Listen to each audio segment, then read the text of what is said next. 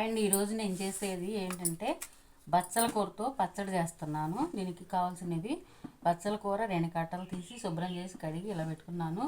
చింతపండు వేయకుండా చింత చిగురు వేస్తున్నాను. చింత చిగురు, పచ్చిమిరపకాయలు, ఎల్లిపాయలు, ఒక 2 స్పూన్లు పల్లీలు, జీలకర్ర, ధనియాలు, పచ్చిమిరపకాయలు వేసుకుంటాను. ఎల్లిపాయలు వేస్తాను.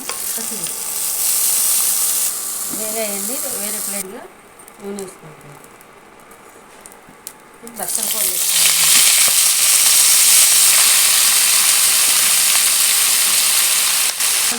చేసుకుంటున్నాను. సరిపడా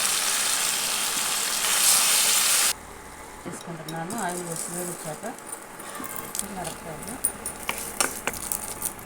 కరివేపాకు, ఇవి వేసుకుంటాను.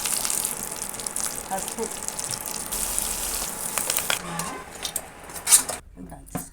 బచ్చల కూర వేసుకుంటున్నాను.